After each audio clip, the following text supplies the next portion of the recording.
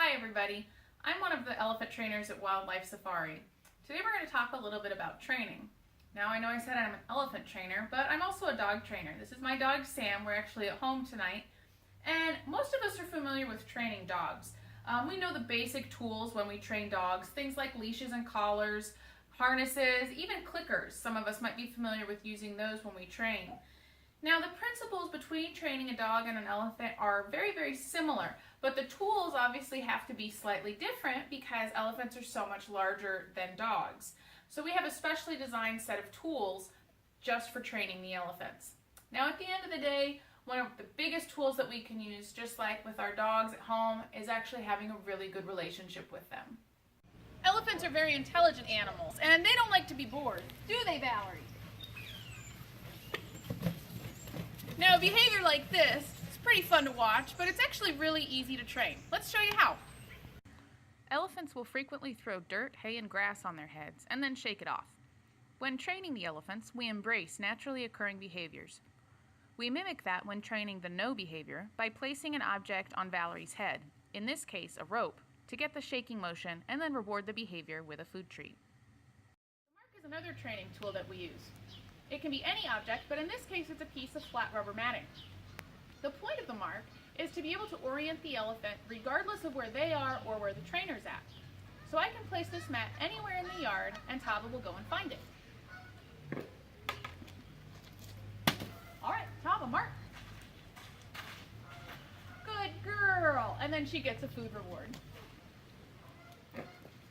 It's actually a pretty fun behavior. Using the mark behavior, we can help orient the elephants when doing other behaviors like being weighed. Good girl. All right, Trump. Good girl. Another one of the tools that we use is the target pull.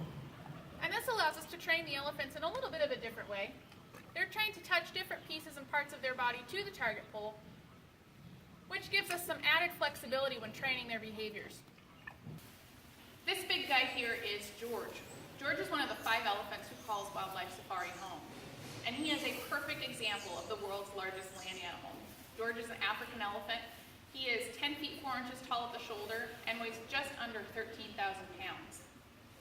People have been living and working with elephants for thousands of years, and during that time we've perfected several tools to be able to work with elephants. One of those tools is the elephant guide, and that's what this is right here. The elephant guide consists of a fiberglass handle with an end. The end has a curve and a pointed part to it. Now both the curve and the pointed part are blunted so that it never causes any harm to the elephant at all. The theory behind the elephant guide is that we're able to pair a physical cue, which the guide provides, with a verbal command, and then reward the positive behavior with food, which elephants clearly enjoy. So what we're going to demonstrate here is how we would train an elephant to pick up their foot, to put it on this rail if we wanted to do footwork or inspect the elephant's foot. So again, I'm going to provide a physical cue with the guide and pair it with a verbal cue and end with a positive food reward. George, foot. Good boy. And then George's favorite part, the reward, a big piece of melon. The elephants actively seek out their trainers and are excited to work with us. Whenever they are presented with an opportunity to work with the trainers, they eagerly come over to see what new games they get to play. If the elephants didn't enjoy these sessions, they would not have to participate in them. The elephant car wash is another way that we're able to embrace naturally occurring behaviors through training. Elephants love to play in the water, so it was a perfect fit. You can see how much fun George is having just playing in the water over here. He's actually choosing to stay with his trainers. You can see George has access to his entire yard, and if he didn't want to participate in the elephant car wash, he wouldn't have to. He's choosing to hang out with us and wash cars. The other really fun thing about the elephant car wash is that it's one of the ways that we're fundraising for Tembo Darasani, the elephant habitat expansion here at Wildlife Safari, which is going to be fencing off an additional 3.5 acres for the elephants. Many of the behaviors we train the elephants to do start as basic husbandry behaviors. This means that we use these behaviors on a regular basis to take care of the elephants. Things like picking up their feet so that we can do footwork or holding onto their trunk while they blow their nose for veterinary exams and tests can turn into behaviors that are enriching for the elephants. Picking up feet can turn into a dance step, and blowing their trunk can turn into playing the harmonica.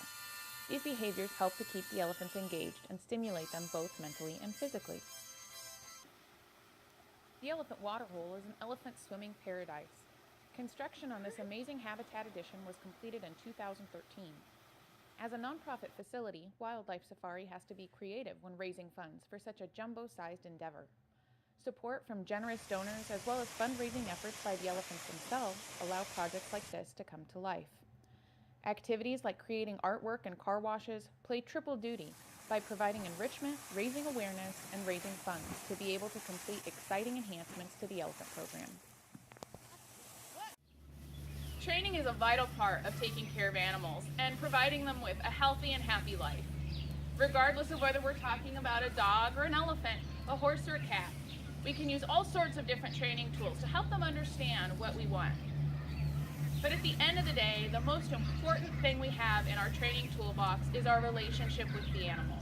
A relationship that's based on mutual respect, understanding, and trust.